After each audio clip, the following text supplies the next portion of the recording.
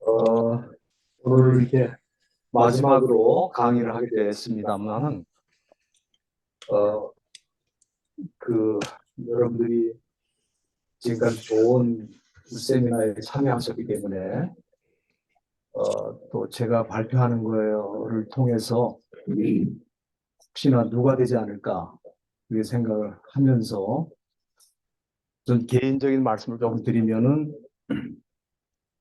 저는 원래 그 조지 신학을 공부를 한 사람인데, 그 선교학으로 어떻게 보면은 theological conversion이라고 할 수 있겠죠. 신학적 개종을 해서 어떻게 보면은 선교학의 새로운 발견을 하게 되고 또 그것이 굉장히 우리 시대에 필요한 학문인 것을 알게 되고 어, 거의 뭐 한 30년 동안 이 선교학 분야에 대해서 연구를 해왔습니다. 근데 어, 지금까지 해왔던 또 제가 지금까지 알고 있었던 그 선교 신학과는 조금 제가 발견한 신학이 조금 다른 면이 있다는 것을 알게 됐습니다. 그래서 오늘 그 부분에 대한 얘기를 좀 나누고 싶은데요. 어, 선교 원형 회복에 대한 선교 신학적 고찰에 대한 말씀을 좀 드리겠습니다. 근데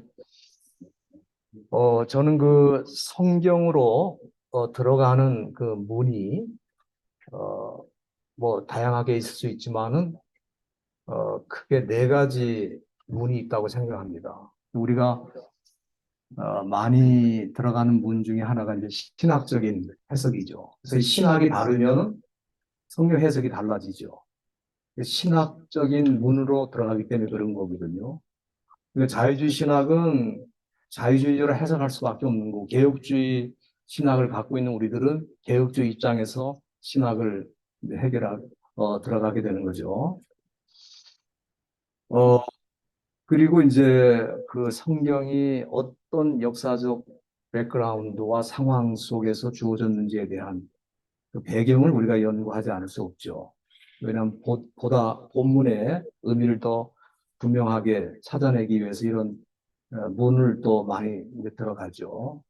그 다음에 어제 많이 이슈가 됐습니다만은 문법적인 해석, 우리가 현재형이냐, 또 아니면 과거 아우리스트냐, 아니면 퓨처냐, 미래형이냐 하는 이런 문법적인 그 차원에서 성경을 해석함으로써 본문의 뜻을 더 살릴 수 있고 이해할 수 있는 그런 길이 있고 이런 문들은 그동안 뭐 많이 들어간 걸로 생각이 됩니다. 그런데 이 선교적 관점에서 성경을 들어가는 이 작업은 어, 충분하지 않았다.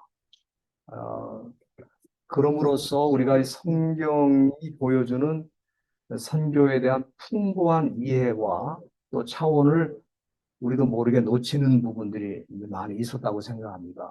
그래서 저는 이제 개인적으로 이 선교적 관점에서 어떻게 성경을 들어갈 것이냐, 이 문을 어떻게 열고 들어갈 것이냐 하는 이 부분에 대해서 오랫동안 연구를 해왔고 오늘 좀 그 말씀을 좀 또 드리도록 하겠습니다. 저는 선교를 그 정확하게 이해하려면은 두 가지 툴이 필요하다.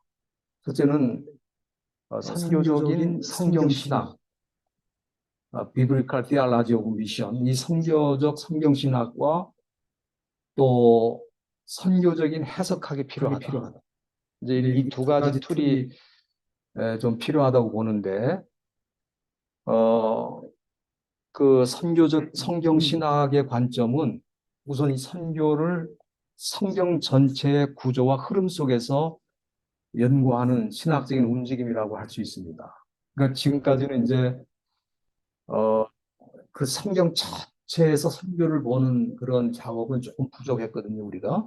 그래서 그 부분이 좀 필요하고, 그 다음에 두 번째는 미셔너리 허메니틱스. 이거는 이제 그동안 어떻게 생각을 했냐면은 성경에서 어느 부분에서 선교에 대해서 말했나, 이제 그거를 찾아내는 거죠. 그래서 이제 보면은, 이 텍스트가 리밋돼 있죠. 그러니까 예를 들면 마태복음 28장이라든지, 뭐 사도행전 1장이라든지, 뭐 몇 가지 텍스트를 중심으로 선교적 교훈을 받는 그런 일들이 많이 있었는데, 이 선교적 해석학이라고 하는 거는 성경 어디에서 선교적 교훈을 말하고 있는가 이게 아니고 어, 선교적 관점에서 성경 처음부터 끝까지 들어가는 작업입니다. 근데 이런 노력이 우리가 너무 부족한 가운데 있어서 사실은 이 교회의 선교가 더 풍성해지고 더 많은 열매를 맺는 데 있어서 어려움이 좀 있었다. 그렇게 저는 생각을 합니다. 제가 그 개인적으로 이렇게 쭉 연구하는 가운데에서 이 성경 전체를 흐르는 주제 가운데 하나가 미션이다 하는 것을 생각을 하게 됐는데 제가 그 창세기 읽어보니까 창세기 3장 9절에 첫 번째로 선교적 사건이 나옵니다. 그거는 이제 우리가 잘 아는 것처럼 그 에덴 동산에서 아담과 하와가 타락함으로써 그들은 진정한 복음과 진정한 하나님과의 관계를 회복해야 되는 상황에 들어가게 된 것입니다. 근데 그 선교의 첫 번째 사건에 있어서 하나님께서 미셔너리 역할을 하신 겁니다. 그건 뭐냐 하면은 아담이 하와가 하나님을 찾은 게 아니고 하나님께서 아담과 하와를 찾으러 가셨죠. 찾으셨죠. 첫 번째 선교적 사건이거든요. 그러니까 이 선교라고 하는 것은 찾아가는 거지 않습니까? 복음이 필요한 사람에게, 또 회복이 필요한 사람에게 찾아가는 건데, 이런 하나님께서 우리 사람들을 찾아오시는 움직임이 구약 전체를 통해 계속 이어지고 있습니다. 그리고 그 중심에 예수 그리스도가 계시죠. 예수 그리스도가 성육신 하심으로써, 인카네이션을 하심으로써 하나님께서 우리를 어떻게 찾아오시는지에 대해서 또 우리를 어떻게 회복하시고 하나님의 백성으로 세우시는지에 대해서 아주 결정적으로, 아주 크루시피셜하게 결정적으로 보여주신 사건이 우리 예수님이 오신 사건이고요. 그리고 이 선교가 계속해서 제자들과 또 교회를 통해서 진행되면서 이 요한계시록이라고 하는 책은 선교가 완성이 됐을 때 하나님의 섭리와 하나님의 그 주도적인 인도하신 가운데 선교가 완성됐을 때 어떤 상황이 되느냐. 우리가 종말이라는 것은 상당히 비관적인 차원에서 보는 사람들도 많고 두려움으로 보는 사람들도 있고 그렇지만 저는 놀라운 일이 일어나는 때가 종말이라고 생각하는데 그 종말은 선교, 하나님께서 시작하신 선교가 완성이 되는 그 시점이라고 저는 생각합니다. 그 컨클루전인데 우리가 요한계시록 7장 9절에 보면은 정말 중요한 말씀이 거기 나와 있더라고요. 거기 보면은 처음에 선교의 시작에서는 아담과 하와를 부르셨지만 찾으셨지만은 컨클루전 이 결론 부분에 가보면은 셀 수 없는 큰 무리가 하나님 앞에 찬양을 드리고 영광을 돌리는 그런 모습이 나타나거든요. 결국 우리 하나님께서 기대하시는 것은 이제 요한계시록 7장 9절에 나오는 선교의 완성인데 이런 관점에서 우리가 성경을 쭉 들어가면서 해석할 수가 있는 거죠. 근데 우리가 그런 루트를 잘 택하지 않았습니다. 이게 큰 범위 내에서는 구속사적 관점과 다 연결이 되고 있습니다만은 그러나 그 부분에서도 조금 더 디테일하게 선교적 관점에서 성경을 어떻게 이해할 것이냐 하는 작업을 우리가 해야 된다고 봅니다. 이런 큰 구조를 안목을 갖고 이제 선교를 이해하기 시작하면은 굉장히 놀라운 일들이 많이 일어나는 것 같아요. 그래서 제가 이 선교를 갖다가 전체적으로 성경적 구조를 볼 때,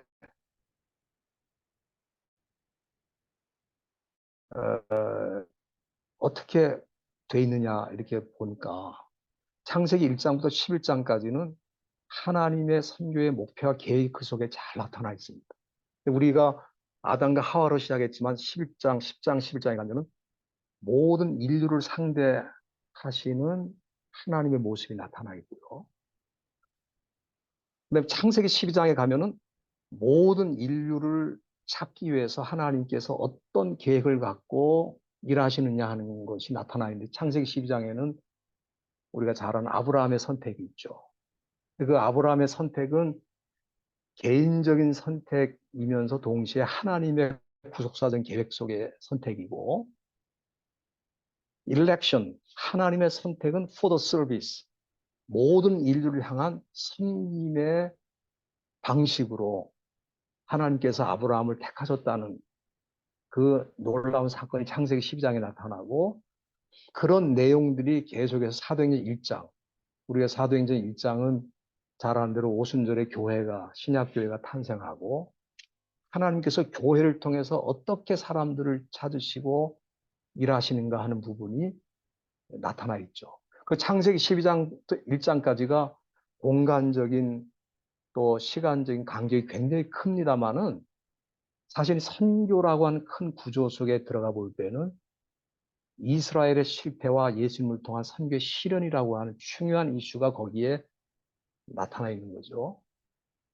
그리고 사도행전 2장부터 요한계시록 마지막 장 21장까지는 하나님의 그 선교가 어떻게 궁극적으로 완성이 될 것인가 하는 그 부분이 나타나 있거든요. 그래서 우리가 이런 큰 비브리컬 스트럭처를 가지고 선교를 이해해야 하면은, 선교가 아이솔레이션, 고립이 되거나 또는 기초가 무너지는 것이 아니고 하나님의 큰 섭리 안에서 진행되고 있다고 하는 엄청난 그 진리를 우리가 확인할 수가 있게 되는 거죠. 저는 그 개인적으로 그 쭉 선교학을 깊이 연구하는 가운데 확인한 거는, 지금 현재 기독교의 선교가 실패하고 있다는 생각을 많이 가집니다. 사실 우리가 뭐 구약 시대부터 지금까지, 구약 시대의 이스라엘 백성들은 사실은 아브라함으로부터 시작해서 이스라엘 백성들은 다른 주변의 다른 나라들과 다른 민족들을 주님께로 이끌어내는 역할을 했어야 되는데, 우리가 잘 아는 대로 하나님 선택을 특권으로 받고 섬김으로 받지를 못했기 때문에, election for the service가 아니라 election for the privilege로 남았기 때문에 그들은 선교하는데 실패를 했습니다. 주변 나라들이 다 이스라엘 백성들을 통해서 하나님께 돌아오는 것보다는 오히려 하나님을 대적하는 사람들로 더 남을 수밖에 없는 그런 상황이었는데, 우리가 신약 시대에 와서도 마찬가지라고 저는 생각이 됩니다. 근데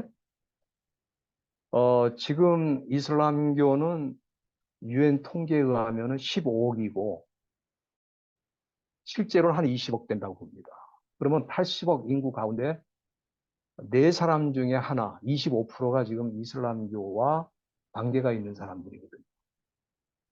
거기에 또 지금 힌두교는 사실 힌두교는 선교적인 종교는 아닙니다. 힌두교는 뭐 가서 힌두교를 믿으라 그러지 않아요. 그러나 힌두교는 이미 인도의 10억 인구뿐만 아니라 전 세계 뉴 에이지 무브먼트로, 또 종교 다원주의적 성향으로, 요가나 또 명상으로 이 현대인들의 마음을 굉장히 사로잡고 있고, 그 다음에 심지어 기독교에도 깊은 영향을 주고 있는 정도로 이 힌두교가 엄청난 그 세력을 확장을 하고 있습니다. 선교 없이 그렇게 되고 있어요. 그들은. 이슬람은 나름대로 굉장히 선교적인, 자기나라로 말하면 뭐 선교지만 우리가 볼 때 그렇게 인정할 수 없어도 굉장히 강한 포교 활동을 하는 정도입니다, 거기는. 근데 우리가 이 기독교 역사를 보면은 기독교 선교가 실패한 데서 이슬람교는 성공을 했습니다. 우리가 잘 아는 뭐 북아프리카는 뭐 시프리안, 뭐 어거스틴, 터툴리안, 소위 우리 교회 역사의 최고의 교부들과 신학자들을 배출한 지역이지만 거기는 이미 다 회교 지역으로 지금 다 변질되어 있고, 또 사도 바울이 그렇게 열성적으로 선교했던 소아시아도 다 지금 회교권으로 넘어가 있습니다.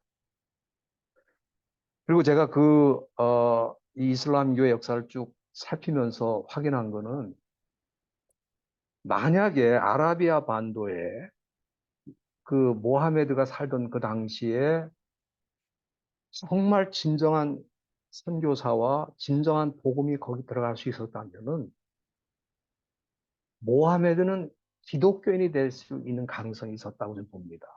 그가 27살에 과부, 나이 한 40대는 과부와 결혼하면서 자녀를 못 낳거든요.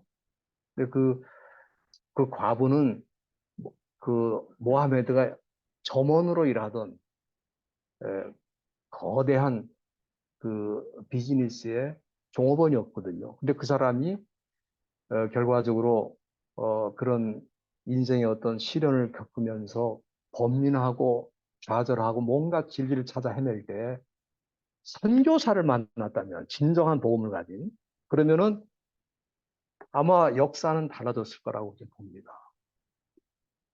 그 이후로 이슬람교는 거의 그냥 기독교 테리토리에 무혈 입성해가지고 그냥 우리가 잘 아는 대로, 사실 그 프랑스의 투어 전투에서 만약에 그 당시 찰스 대제가 그 전쟁에 졌다면은 서구 유럽까지도 지금 이슬람화 될 수밖에 없는 그런 상황까지 가능했지만은, 어쨌거나 지금 21세기 현재도 이 이슬람교는 너무너무 강하게 지금 퍼져나가고 있는 상황에서 볼 때 우리 기독교 선교가 성공했느냐 하는 거는 조금 저는 역사적으로 평가가 돼야 된다고 생각합니다. 그러면은 그 원인이 뭐냐 그럴 때, 제가 이 기독교 2000년의 역사를 살펴보니까 AD 313년 우리 기독교 역사에 굉장히 중요한 해 아닙니까? 그거는 콘스탄틴 대제가 기독교를 공인한 그 시점인데, 저는 이 사건이 우리에게 축복의 사건이면서도 동시에 재앙의 사건이었다, 저는 그렇게 봅니다. 왜 그러냐면은 초기 300년 동안의 선교는 예수님이 실천했고 열두 사도와 사도 바울 그리고 초대교회 성도들이 실천했던 선교의 원형이 있었던 시기였습니다. 그러나 콘스탄틴 대제가 기독교를 공인하고 어, 지하에 카타콤에 있던 교회들이 지상으로 올라오고, 또 지상에서 로마 제국이라고 하는 정치적과 연결되면서 힘을 얻고, 또 왕이 후원하는, 우리 콘스탄틴 대제가 개종했는지 안 했는지 정확하게 역사적으로 평가할 수가 없습니다만은 아마 정치적으로 기독교를 이용하려고 했던 생각이 많았다고 저는 보는데, 그 기독교가 정치적인 후원과 함께 번성하고 번창하면서 교회가 선교의 어떤 원형이 사라지기 시작했습니다. 그 선교를 안 했다는 얘기가 아니고, 선교 초기 예수님과 열두 사도와 사도 바울이 실천했던 그 선교가 변질이 되는, 변형된 선교의 형태로 지난 1700년 동안 지속된 결과, 사실은 기독교가 점점 쇠퇴해질 수밖에 없는 상황에 들어갔고, 우리 잘 아는 대로 지금 유럽은 5% 정도가 크리스찬이라고 좀 보고 있습니다. 그리고 미국도 10%가 크리스찬이라고 좀 보고 있습니다. 10% 정도가. 근데 물론 우리가 소위 그 뭐 남이나란 크리스찬을 볼 땐 더 많겠죠. 그러나 정말 예수님과 개인적인 관계가 있고 예수님을 개인의 구주로 고백하고 성경이 말하는 에, 기독교인으로서 에, 어떤 모습이었을까, 어떤 모습이었을까 생각할 때에 제가 볼 때는 진정한 의미의 크리스찬이에요. 우리 한국에서 우리 보면은 자기가 불교를 믿는다 그러지만은 그 사람 절에 한 번도 안 가고도 부모가 불교니까 자기 종교 안에 불교를 쓰거든요. 그러니까 문화로서의 불교인이죠. 그런 것처럼 이 서구 유럽과 기독교 국가라고 말하는 소위 어, 이 미국도 자기가 기독교인이라 클레임을 하지만은 그 사람이 진정한 의미의 크리스찬인지에 대해서는 퀘스천 마크가 있거든요. 제가 볼 때 미국이 10% 정도의 크리스찬이라면은 미국 인구 한 4억 5천 정도 보는데 한 4,500만 정도가 크리스찬이 진정한 의미의 크리스찬이고 거의 4억 이상의 기독교인이 난 크리스찬이 있는 아주 큰 선교지 중에 하나입니다. 우리 한국도 지금 뭐 옛날에 뭐 25% 1,000만 기독교인이 그렇게 얘기를 했는데 제가 볼 때 그렇지 않은 것 같아요. 지금 한 400만 정도로 생각을 합니다. 우리가 어, 조금 진정한 이단이나 뭐 캐톨릭 빼고 그렇게 볼 때는 의외로 적은 숫자다. 그렇게 저는 생각하는데 전 세계가 지금 선교지화 돼가고 있는 그런 현상에 지금 있다. 그렇게 생각합니다. 그래서 우리가 이 문제를 해결하려고 할 때에 21세기 교회가 또 신학이 여러 가지 중요한 과제들이 너무너무 많죠. 그러나 그 중에 우리가 초기 300년 동안 진행됐던 그 선교의 원형을 회복하는 일이 시급하다. 왜냐하면은 초기 300년 동안의 그 선교가 로마 제국을 정복했거든요. 가장 힘없고 가장 연약한 공동체에 불과했던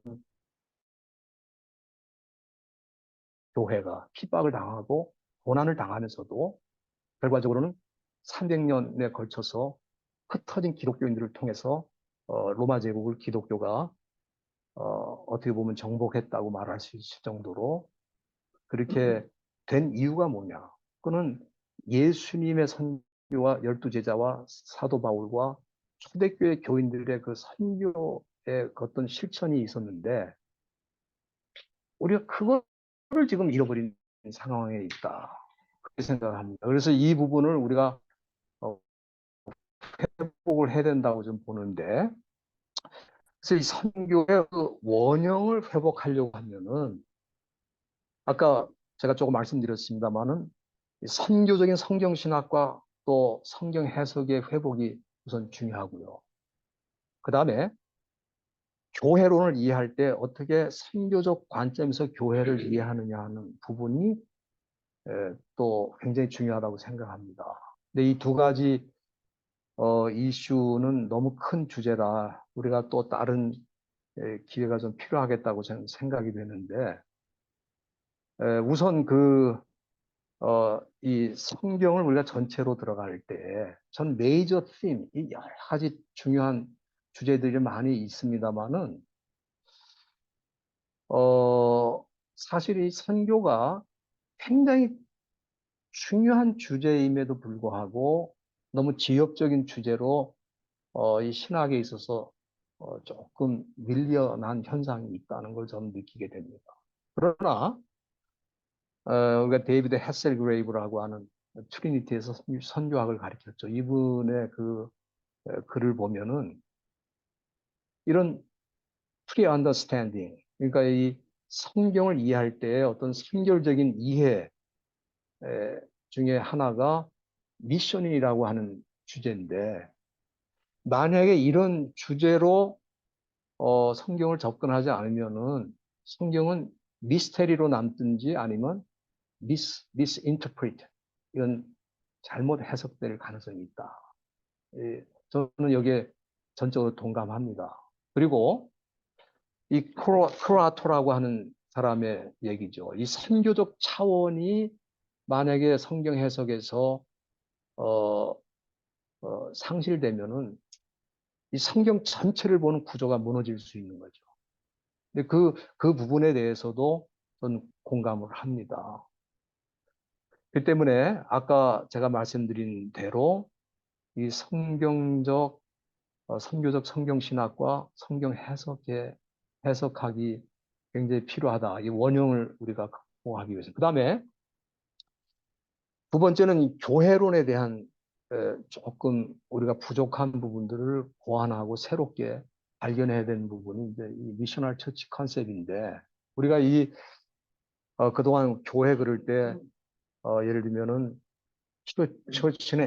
처치는 뭐냐 그럴 때 처치 as God's people 하나님의 백성들의 공동체 모임 어떤 건물이나 조직도 물론 있지만은 중요한 거는 하나님의 백성들이 곧 교회 아닙니까? 근데 그런 컨셉들은 우리가 이제 많이 가지고 있는데 거기서 한 걸음 더 나가서 우리 교회를 이해할 때 그냥 하나님의 백성이 아니라 하나님의 선교를 참여하고 헌신하고 하나님의 선교와 연결되어 있는 그 백성들의 공동체라는 컨셉이 굉장히 중요하다고 봅니다. 그러니까 이 컨셉으로 가면 어떻게 되냐면은 선교사와 선교사 아닌 사람들이 교회 안에 존재하는 게 아니고 교회 안에는 모두가 선교에 헌신하는 사람들이 멤버로 돼 있는 공동체라는 컨셉이 생기는 거죠. 근데 이 부분이 무너져 있는 거예요. 그 다음에 두 번째는 우리가 그동안은 처치 해즈 미션의 컨셉을 갖고 이건 무슨 얘기냐면 교회가 선교라는 영역을 컨트롤하고 선교사를 보내거나 파송하거나 또 관리하거나 그래서 교회가 어떤 선교라는 요소를 갖고 있거나 선교라는 어떤 일을 행하는 기능을 행사하는 그런 의미였다면은 거기로부터 처치 이즈 미션 교회 자체가 선교사다. 선교하는 공동체다. 이 컨셉이 굉장히 중요하다고 저는 봅니다. 그러니까 이거는 무슨 얘기, 처치즈 미션이라는 얘기는 뭐냐면은 선교가 교회 본질로 자리 잡는 거죠. 그러니까 그동안은 우리가 뭐 IMF라든지 교회가 어려울 때 제일 먼저 예를 들어서 예산 가운데 줄이는 부분이 선교 예산 아닙니까? 선교는 옵션으로 본 거죠. 우리가 IMF 때 철수된 선교사가 지금까지 선교 현장으로 돌아가지 못하고 있어요. 이런저런 이유로. 그리고 현재적으로 볼 때도 교회가 제일 긴축하는 예산 중에 하나가 선교 예산이에요. 그거는 선교를 하나의 옵션으로는 생각을 하는데 nature, 교회를 구성하는 본질로서는 이해를 못하는 가운데 있다. 그게 왜냐면 처치 해진 미션이라는 컨셉을 갖고 있어서 그렇습니다. 그래서 처치 이제 미션으로 가야 된다. 이게 제가 볼 때 교회론이 조금 달라져야 되는 부분이라고 생각이 되고 그런 차원에서 볼 때 교회라고 하는 공동체는 세상으로부터 separation, 이 구분되는 공동체이면서 사실은 세상 속으로 들어가는 공동체죠. 세상 속으로 들어간다는 것은 세속화를 뜻하는 것이 아니라 세상을 변화시키기 위해서 들어가야 된다는 거죠. 교회 전체가 세상으로 보내심을 받았다는 거죠.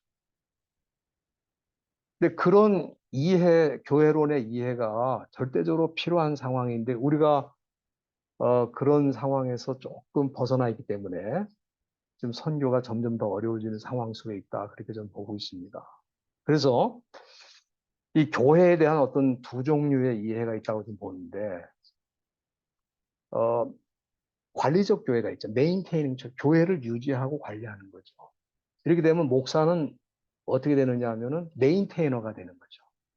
또는 애드미니스트레이터, 행정가가 되는 거죠.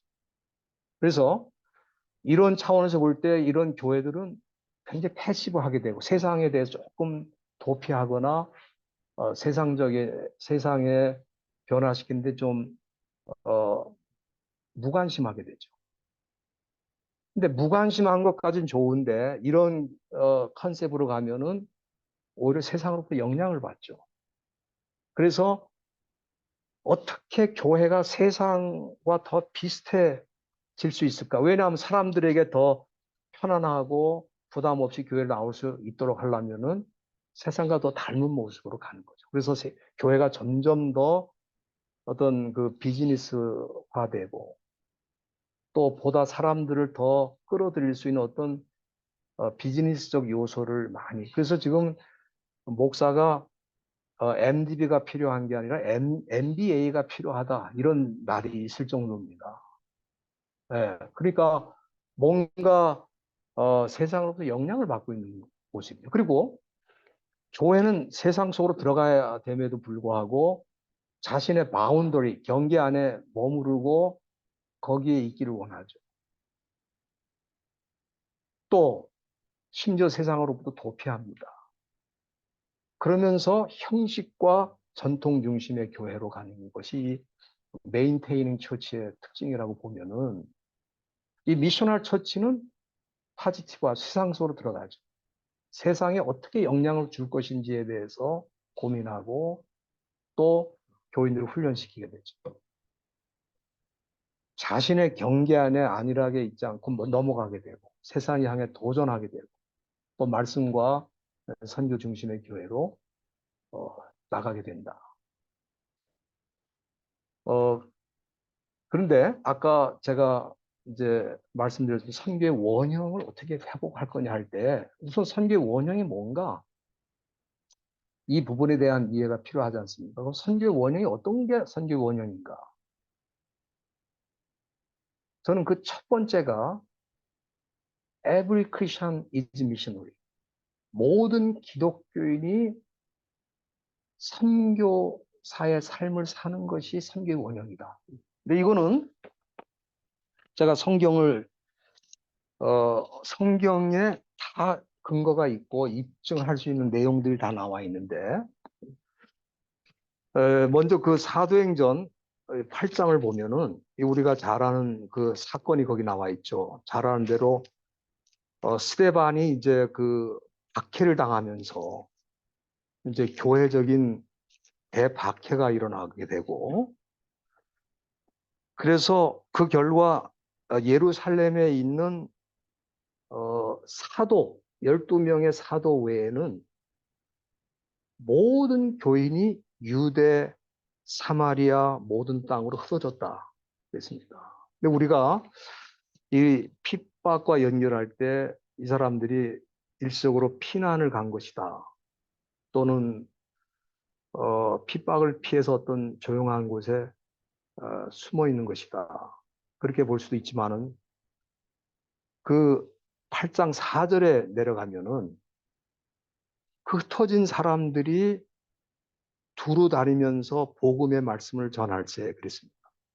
그러니까 이 사람들이 흩어져서 숨어 있고 피난 간 것으로 끝난 게 아니고 오히려 흩어진 사람들, 저는 이 흩어진 사람들이 바로 인명의 선교사라 그렇게 말하면 이름 없는 선교사들이에요.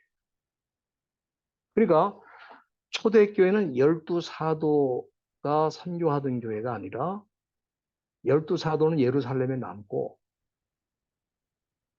그 예루살렘 교회를 구성하고 있는 모든 크리스천들이 흩어져서 복음을 전하던 교회다. 익명의 선교사로서 복음을 전하던 교회다. 그 중에 한 사람이 알려진 사람이 누구냐? 빌립이죠. 그 사람은 사마리아로 내려가지 않았습니까? 근데 이 흩어진 교인들이 우리가 그 좀 내려가면은 이 사도행전 11장에 보면은 그 사람들이 어디까지 내려가냐면 19절에 때 스데반의 일로 일어난 환란을 인하여 흩어진 자들이 베니게와 구브로와 안디옥까지 가서 도를 유대인에게 전하고 또 헬라인에게 전하고 그래서 세워진 교회가 우리가 알고 있는 안디옥 교회거든요. 그러니까 안디옥 교회는 예루살렘에서 흩어진 교인들이 세운 교회죠. 나중에 예루살렘에서 바나바라는 사람을 파송을 하죠. 또 바나바는 그 후에 변화를 받은 사울이라는 사람을 데려와서 그 두 사람을 중심으로 또 많은 지도자들이 함께 교회를 세워가면서 이제 우리가 잘 아는 대로 바울과 바나바를 그 교회가 구브로라고 하는 지역에 파송을 하게 되는데 이게 바로 전 교인이 선교사로서 역할을 하던 교회라고 하는. 그래 우리 예루살렘 교회 그러면 많은 사람들이 그건 선교가 좀 무관한 교회고 안디옥 교회에서부터 선교가 시작됐다. 그건 성경을 잘 모르는 표현이라고 생각합니다. 그게 아니고 예루살렘 교회는 처음부터 선교하는 교회였습니다. 그리고 그것도 몇 사람을 파송해서 선교하는 교회가 아니라 전 교인이 흩어져서 복음을 전하는 그 배경에는 하나님의 섭리와 뜻이 있습니다만은 이런 엄청난 일들이 진행되고 있었던 거죠. 그리고 이런 실제 일어난 우리가 요한복음 20장 21절에 보면은 우리가 잘 아는 말씀이 나와 있는데 거기 보면은 예수님께서 이제 제자들에게 말씀하시기를 아버지께서 나를 보내신 것 같이 나도 너희를 보내노라. 그럴 때에 사실 이 말씀은 제자들에게 주신 말씀이지만은 부활 이후에 주신 첫 메시지 가운데 하나거든요, 예수님이. 그리고 이 제자들은 representative of whole 크리스천입니다. 이 단지 12명이 아니고 앞으로 세워질 교회 공동체를 향해서 우리 주님께서 나를 아버지께서 보내신 것처럼 나도 너희를 보내노라 이렇게 말씀하신 거고요. 그러니까 이거는 12사도에게만 어떤 특별한 사명을 주신 것이 아니라 12사도가 대표하는 공동체에 주신 명령으로 이해를 해야 됩니다. 이거는 뭐 말로 할 수 없이 되고 이 고린도전서 우리가 9장 16절은 사도 바울의 고백이 나와 있습니다만은 거기에 앞서서 사도행전 9장에 보면은 이제 예를 들어서 사울이 부르심 받는 장면이 나와 있지 않습니까? 계종과 그래서 우리가 볼 때 사도 바울은 계종과 선교로의 부르심과 또 개인적으로 구원으로의 부르심이 같이 이루어진 사람이거든요. 그러니까 우리가 크리스찬이라고 하는 것은 예수를 만난 사람이거든요.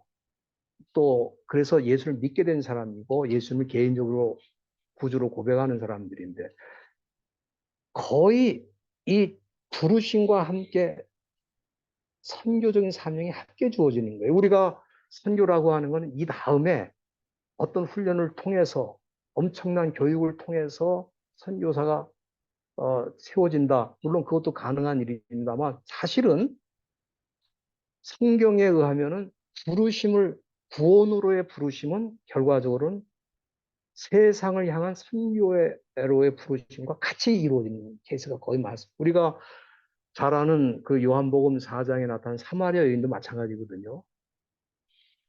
예수님을 메시아로 만났기 때문에 그 여인이 첫 번째로 한 일은 동네에 내려가서 예수를 만났다고 전하는 일이었고 그 예수를 만남과 동시에 그 선교적인 헌신이 이루어진 거거든요. 그러니까 저는 그렇게 생각을 하는 거예요. 뭐냐면은 정말 예수님을 만났고 예수님을 정말 믿느냐? 그 사람이 정말 예수를 만났고 예수님을 고백하고 예수님을 주인으로 인정하고 그가 메시아라는 것을 확실히 인정한다면 그 사람은 선교사일 수밖에 없다는 거죠. 그래서 우리가 이 고린도서 9장 16절에 보면은 사도 바울이 이제 고백할 때 그 복음을 전하는 일은 당연히 해야 될 일이다.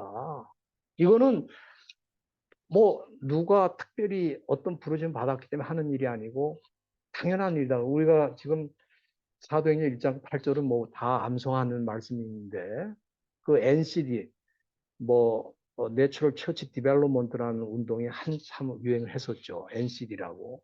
거기에 슈바르츠라는 사람이 그걸 시작했는데 그 사람이 뭐라고 주장을 했냐면은 사도행전 1장 8절에 나오는 그 말씀은 교인 가운데 10%에 해당되는 소수의 교인들에게 그 사명을 주신 것이고 나머지 90%는 그 땅끝까지 이르러 내 증인이 되라는 사명에서부터 자유롭게 해줘야 오히려 교회가 부흥한다. 그렇게 주장하는 사람이에요. 그러면은 사도행전 1장 8절의 말씀 같은 거는 그 소수 10%에게 주신 말씀이고 나머지는 그 말씀은 아무런 관계가 없다는 거예요. 그게 한동안 교회 무브먼트 중에 하나였다고. 사도행전 1장 8절은 모든 크리스천들에게 주신 명령 아닙니까? 그렇기 때문에 사도 바울이 구독불 이건 내가 당연히 해야 되는 일이다. 이게 내가 오히려 복음을 전하지 않은 나한테 화가 미친다. 근데 이런 사고 방식이 사도 바울이나 몇몇 특별한 사람에게만 있었다 그렇게 볼 수가 없다는 거예요. 이거는 예수님을 제대로 정확하게 만난 사람에게는 그것이 너무 당연했던 거예요. 그래서 우리가 이 교회 역사를 보면요. 크리스천 노예들이 주인에게 다른 주인에게 팔려갈 때에 아, 나는 주인이 또 바뀌는구나 그렇게 생각한 적이 없고 크리스천 노예들은 하나님이 나에게 선교지를 옮겨주시는구나 그렇게 생각했어요. 근데 그 크리스천 노예들뿐만 아니라 크리스천 상인들도 그렇고 로마 제국에 살던 크리스천들이 다 그런 어? 선교사 의식을 갖고 살았기 때문에 그 힘이 없고 연약한 기독교가 로마 제국을 정복한 거지. 조직이 제대로 있습니까? 또 힘이 있습니까? 경제력이 있습니까? 그런 거 없이도 그들은 선한 영향력을 끼치고 복음에 충실한 삶을 삶으로써 주인에게 영향을 끼치고 또 주변 사람들의 영향을 끼쳐서 콘스탄틴 내제가 기독교를 공인할 때는 이미 귀족 상류층에까지 기독교가 들어가 있기 때문에 자기가 그 세력을 얻지 않고는 로마 제국을 통치할 수 없다고 판단한 겁니다. 그러니까 그거는 바로 이 선교의 원형, 모든 크리스천들이 선교사라는 인식을 갖고 있었기 때문에 그게 가능했다. 이제 그렇게 이제 제가 보는 거고요. 그 아래 콘스탄틴 이전의 선교와 콘스탄틴 이후의 시대 선교가 어떻게 다른가 할 때 몇 가지 십자가의 선교 시대고 전신자의 선교 시대고 교회가 선교사였고 교회와 선교가 아주 유나이티드가 되어 있죠. 그래서 교회라는 교회 성직자와 교인들과 또 그렇지 않은 특별한 선교사가 이렇게 분리가 되어 있는 게 아니죠. 또 신학과 선교가 연합시대라는 건 뭐냐면은 그 당시의 신학은 뭐냐면은 선교를 위한 신학이고 또 미션과 티알라지가 아주 절묘하게 인티그레이션 돼 있는 우리가 사도 바울의 신학을 말할 때 만약에 사도 바울의 신학을 말하면서 사도 바울의 선교를 말하지 않는다면은 사도 바울의 신학은 괴물이 되는 거거든요. 그러니까 신학과 선교를 구분할 수 없는 정도의 아주 절묘한 인티그레이션이 된 가장 대표적인 서신이 뭐냐면 로마서 서신입니다. 로마서는 선교적인 이해가 없이는 로마서가 풀리 해석이 안 되는 책입니다. 근데 그동안 우리가 선교 없이 신학이라고 하는 이슈만 가지고 로마서를 해석을 한 거예요. 근데 이런 것들이 아주 깊이 인티그레이션 돼 있다 이 말이에요. 그 다음에 콘스탄틴 이후는 뭐냐? 십자군 선교 시대가 됐고요. 또 전문적인 선교 시대가 됐고, 그러니까 이게 뭐냐면 선교사라고 하는 소수의 몇 사람에게 선교를 맡기는 방식으로 선교가 진행된 거고, 교회는 뭐냐? 그 선교사를 보내는 조직이고, 교회와 선교는 별거 시대가 되고, 또 신학과 선교도 그런 모습을 보였습니다. 그리고 이제 그래서 선교 원형 첫 번째는 지금 말씀드린 대로 전신자가 이제 선교하는 거. 두 번째는 선교 원형 두 번째는 통전적이다. 이 홀리스틱 미션이라고 하는 컨셉인데 이거는 정말 중요한 컨셉입니다. 왜냐하면은 우리가 마태복음 4장에 보면은 마태복음 4장에 우리 예수님께서 어떻게 선교하셨는가를 그 마태가 summarize 그래서 summarize 하면 summary statement가 이제 마태복음 4장 23절에 나오는데 거기 보면은 예수님께서 온 갈릴리에 두루 다니사 저희 회당에서 가르치시며 천국 복음을 전파하시며 백성 중에 모든 병과 모든 약한 걸 고쳤다 그랬는데 이게 뭐냐면 예수님이 초기 갈릴리에서 어떤 방식으로 선교하셨는가를 요약해주는 아주 귀한 진술입니다. 여기 보면은 3 엘리먼트가 들어가 있죠. 첫째는 뭐냐면은 복음을 전파하신 거죠. 이게 캐리그마죠. 선포. 우리가 소위 전도라고도 말하죠. 복음을 선포하고 전도하는 이 캐리그마 사역이 우리 예수님께 있었고요. 두 번째는 디아코니아. 이 디아코니아는 우리가 섬김이잖아요. 그 섬김의 방식 중에 하나가 뭐냐면은 특성 중에 모든 병든 사람들을 치료하고 그 다음에 모든 약한 것. 우리가 이 약한 것이라고 할 때 질병 상태에 있는 사람도 약한 사람이지만 경제적인 약자도 있고 사회적인 약자도 있거든요. 약한 사람들입니다. 사회적으로 눌리는 사람들이에요. 이런 사람들에 대한 여기 고쳤다는 말이 사실은 그 테라피오라는 말이죠. 이거는 우리가 치료하다는 뜻도 있지만 섬기다는 뜻도 있어요. 그래서 이거는 단순히 어떤 치유 사용만 뜻하는 게 아니고 이거는 사실은 all kinds of service죠. 이게 섬김을 보여주는. 그다음에 그 가르치셨다. 이게 디다케죠. 그리고 가르치시는 목적은 제자를 삼는 거 아닙니까? 그래서 이 제자 훈련이 이 디다케의 중요한 사역 중에 하나입니다만은 이 디다케는 결과적으로 뭐냐면은 선교를 완성시키는 파이널 스테이지예요. 그래서 마태복음 28장에 보면은 모든 족속으로 제자를 삼으라. 이게 이 디다케의 핵심이거든요. 이게 선교의 결론이고. 그러니까 내가 선교하는 지역을 떠나서 다른 곳으로 옮겼을 때 나와 같이 캐리그마 복음을 선포하고 또 나와 같이 섬길 수 있는 사람이 있다면 그 사람은 그 현장을 떠날 수 있는 거죠. 선교가 마무리가 됐으니까. 그러나 내가 복음을 전하고 섬겼지만 나처럼 복음 전할 사람이 거기 아무도 없다. 그럼 선교가 마무리가 안 돼. 그래서 사도 바울은 제자가 있다고 확신하는 하는 순간 그 지역을 떠났어요. 다른 지역으로 또 선교지로 옮겼습니다. 근데 이런 방식으로 우리가 선교사가 뭐 하느냐 그럴 때 선교사는 모든 크리스찬들이 선교사인데 이것을 해외에서 하는 사람은 해외 선교사죠. 문화를 넘어가서 하는 사람은 특별히 그런 사람들은 해외 선교. 거기 가서 뭐 하느냐? 복음을 선포하고 디아코니아 그들을 섬기면서 디다케 나같이 복음을 전하는 사람을 세우는 거 하는 거죠.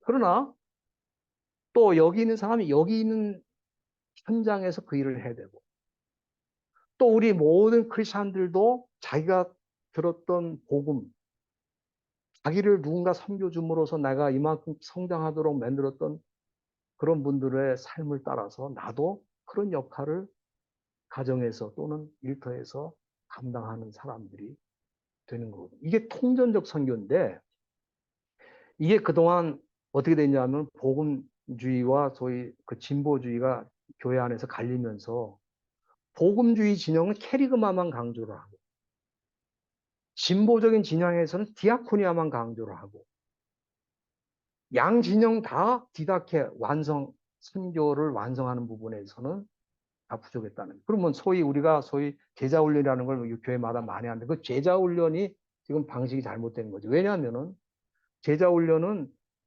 사실은 포커스가 어디냐면은 이 사람들 훈련시켜서 결국 세상으로 보내는 것이 목표인데 교회에서 쓸 수 있는 가용적 일꾼을 키우는 방식으로 제자훈련이 이용됐다 이 말이에요. 우리 예수님은 세상으로 보내기 위해서 훈련시키신 건데, 그래서 교회 안에서 제자훈련 받은 사람이 교회 안에 갇히는 거예요.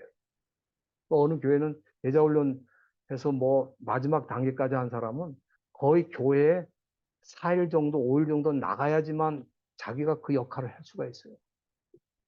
그 정도로 교회에 묶이게 되는 거거든요. 근데 사실은 그들이 세상 들어가서 더 많은 영향력을 끼쳐야 되는 상황, 불신자를 만날 찬스가 없는 거예요. 그렇게 되니까. 그래서 선교적인 삶을 살기보다는 교회에서 교회가 원하는 일꾼으로 사는 그런 방식으로 진행되기 때문에 선교가 자꾸 중단되는 거예요. 근데 지금 사실 사탄이 제일 원하는 구조가 지금과 같은 구조죠. 선교는 선교사들이 하고 나머지는 선교사를 후원하거나 그분들 위해 기도함으로써 보내는 선교사 역할을 한다. 그렇게 얘기해요. 그래서 가는 선교사, 보내는 선교사 이런 부분이 엄청나게 이 교회 안에 슬로건처럼 많이 있었거든요. 근데 그 용어는 성경적으로 볼 때 적당한 슬로건이 아닙니다. 왜냐하면 누가 보내고 누가 갑니까? 보내는 분은 우리 주님 한 분이고 나머지는 다 가야 되거든요. 우리는 보내는 사람이 아닙니다. 우리도 가는 사람인데 가는 지역이 다른 거죠. 제가 해외 나가서 선교사님 세미나를 많이 하면서 느끼는 게, 이분은 오히려 본국에 있었으면 더 자기가 선교사를 역할 잘 하실 분이 여기 와가지고 선교사 역할을 못하는 분이 있고, 또 어떤 경우에는 본국에 있는 분이 그 지역에 가시면 너무 좋을 텐데 안 가시고 계셔서 그분이 또 선교하는데 어려움이 있다는 걸 느낄 때도 있어요. 그러니까 그 부분은 콜링의 문제지. 하나님이 나를 어디로 보내느냐의 문제지. 어느 지역으로 가야지만 선교지가 있고 나머지는 선교 지역이 아니다라고 보는 것도 그거는 성경이 지지하는 사고는 아닙니다. 이 부분에 대해서 우리가 이해를 하고 통전적으로 선교는 이 뚜리 엘리먼트가 굿 컨비네이션을 이루는 방식으로 선교가 진행될 때 그 문제가 없는 거죠. 그래서 지금 한국에서 뭐 선교가 먼저냐, 뭐 전도가 먼저냐 이런 토론까지 하는데 그런 토론은 정말 난센스죠. 왜냐하면은 선교라고 하는 그 중요한 하나님의 사역이 완성되기 위해서 캐리그 막 복음 전하는 것이 꼭 필수로 들어가야 되는 거예요. 어느 것이 우선이냐가 아니라 선교가 진행되는 것은 복음 선포가 있어야 되고 그것만 가지고 되는 게 아니고 복음 선포의 신임성, 트러스티를 높이기 위해서는 디아코니아가 있어야 돼요. 선교를 마무리하기 위해서 디다케가 있어야 됩니다. 이런 방식의 선교가 예수님의 초기 선교에서도 이렇게 요약으로 마태가 하고 있지만 마태복음 9장에 가면은 35절에 똑같은 서머리 스테이트먼트가 또 나옵니다. 거기 보면은 예수께서 모든 성과 촌에 두루다니사 저희 회당에서 가르치시며 천국 복음을 전파하시며 모든 병과 모든 약한 걸 고쳤다. 예수님의 그 선교가 전혀 달라진 게 없어요. 똑같은 뚜리 엘레먼트의 선교가 진행되고 그리고 우리가 잘 아는 마태복음 28장 결론에 가면은 모든 족속을 제자를 삼으라. 가르쳐서 모든 족속을 제자로 삼으라. 그 결론이 나와 있는 건데 이런 방식의 통전적 선교가 선교의 원형이라고 생각하고 제가 조금 줄이겠습니다. 네.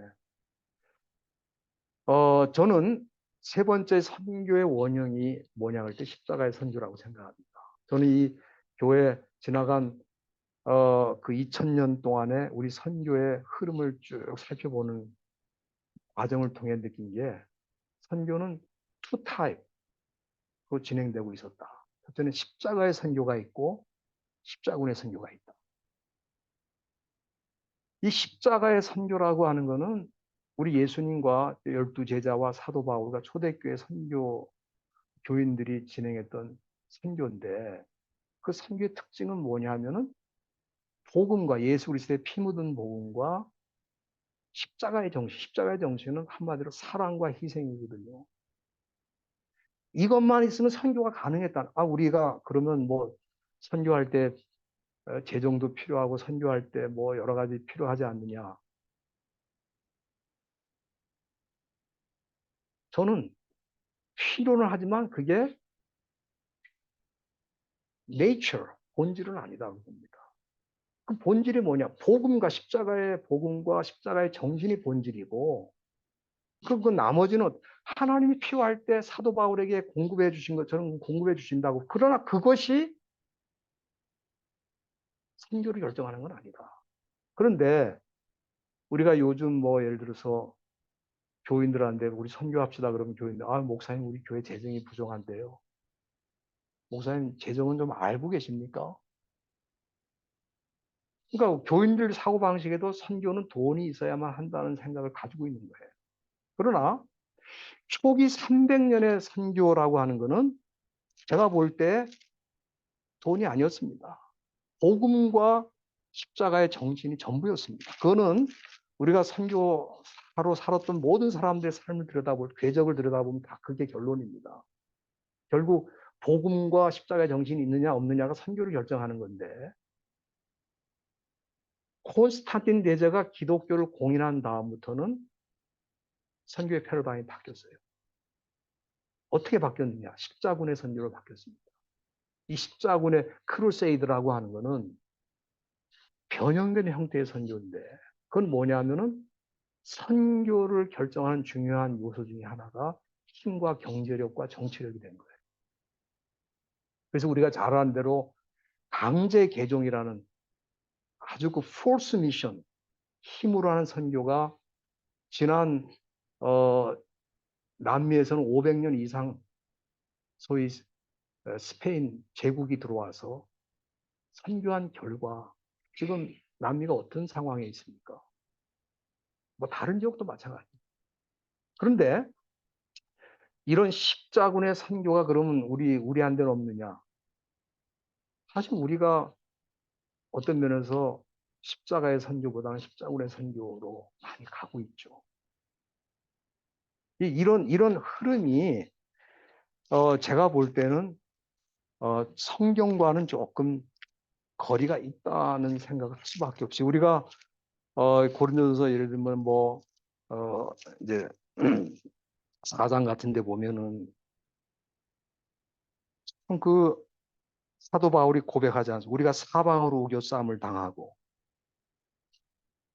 뭐 갖은 매를 맞고 감옥에 들어가고 헐벗고 굶주리고, 그러면 사도 바울의 선교는 아마 거기서 끝났어야 된다고 생각합니다. 사도 바울의 선교가 어떻게 더 이상 진행될 수 있습니까? 그가 굶기도 수없이 하고 감옥에 들어가고, 어떻게 보면은 가장 선교할 수 없는 상황에 있는 사람이 어떻게 선교를 계속할 수 있겠어요? 그러나 거기 고린도후서 4장 10절에 보면은 사도 바울이 뭐라고 하면은 우리가 항상 예수 죽인 것을 몸에 짊어지면 예수의 생명도 우리 몸에 나타나게 그려 합니다. 이거는 뭐냐면 십자가의 정신, 이 사랑과 희생의 정신으로 나갈 때 예수의 생명이 우리 몸을 통해 나타나게 된다는 얘기를 하는 거거든요. 이런 방식의 선교가 초기 300년 동안 바울뿐만 아니라 초대교회를 구성하고 있는 크리스천들을 통해서 진행된 거예요. 그 결과 로마 제국이 정복을 당한 건데, 제가 볼 때는 이런 선교의 원형이 점점점 사라져가고 있다. 그래서 이제 결론에 말씀을 드리면은 이 교회가 이런 선교의 원형을 회복해서 선교를 하느냐 마느냐 하는 것은 교회가 어떻게 될 것이냐는 미래의 문제이고, 이건 굉장히 심각한 문제라고 생각합니다. 우리가 잘 아는 대로 교회는 하나님께서 유일하게 이 지상에서 하나님의 말씀을 맡겨주신 공동체거든요. 교회가. 그 교회를 구성하는 하나님의 백성들이 하나님의 말씀을 받은 거거든요. 그리고 그들이 세상에 들어가서 세상을 바꾸는 움직임을 우리가 선교라는 표현을 쓰고, 또는 그 결과 복음화가 이루어진다고 말합니다. 그러니까 교회가 말씀이 풍성하고 말씀의 그 인텐시티가, 농도가 깊을수록 지날수록 교회는 하나님 말씀을 가지고 세상을 변화시킬 수가 있는데, 만약 교회가 말씀이 약해지고 또 하나님의 말씀에 대한 그 인텐시티가 농도가 옅어지면은 세상이 역삼투압으로 교회로 들어오는 거죠. 그러면 세상이 교회로 들어올 때 세상이 세상의 철학과 가치관과 기준을 가지고 들어오는 거죠, 교회 안으로. 그 결과 이루어지는 것이 세큘라리제이션, 세속화거든요.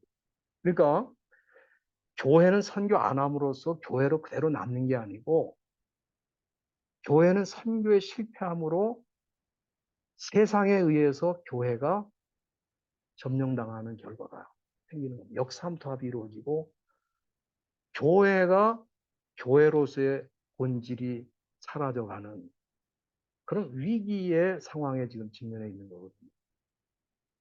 그렇기 때문에 이 지금 제가 말씀드린 이 부분은 정말 이거는 성경이 우리 명확하게 구약 시대부터 지금까지 보여주는 흐름임에도 불구하고 우리가 놓쳤던 부분이고 이걸 어떻게 회복하느냐가 결국 교회 미래가 어떻게 될 것이냐 하는 거고 우리 주님이 가지고 계신 컨클루전, 선교의 결론이 어떻게 일어나냐에 우리 교회가 하나님의 백성들이 어떻게 헌신할 것인가가 결정된다고 보는 겁니다. 그래서 이제 제가 이런 내용들을 제가 이 책으로 이제 여기다가 담아가지고 선교 없이 교회 없습니다 하는 책을 썼고 이제 신학과 선교학의 만남이라고 하는 서브 타이틀로 이 책을 제가 출판을 했습니다만은 저는 이것이 우리의 오늘의 중요한 과제로 하나님이 주셨다고 생각을 하고 우리 총회도 이런 부분에서 헌신하고 같이 힘을 모아야 되겠다 하는 차원에서 말씀드렸습니다. 네.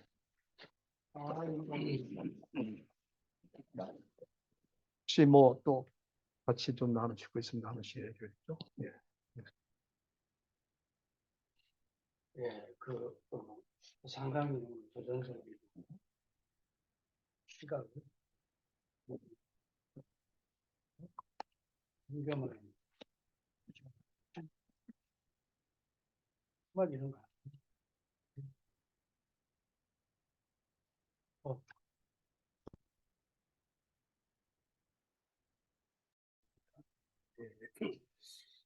어디서 들어볼 수 없는. 왜냐하면 필드가 있고 또 학문이 연결되어야 되는데 강 교수님 그런 측면에서 그런 헌신한 결과로 나타나는 이런 역작 같아요. 제가 한 가지 이제 300년 그 예수 이후에 기독교 공인 300년까지의 선교 원형으로 보고 그걸 회복해야 된다. 아주 공감이 가고 그때는 정말 어, 대표적인 원동력은 제가 어디에서 찾냐면 카다콤에서 찾았어요. 제 나름대로는 카다콤 공동체가 어떤 면에서 보면은 네, 기독교의 복음의 삶의 어떤 요체가 되었기 때문에 기독교는 살아남을 수 있었고 세상을 소위 말하면 변화시킬 수 있었고 뭐 콘스탄틴 제대로 대표되는 세상을 변화시킬 수 있었는데 그러면 이 카다콤 공동체는 어떠한 삶으로 살았나? 저는 최근에 그 부분을 좀 연구하면서 느껴진 게 카다콤 공동체는 곧 그리스도의 몸이었다. 네?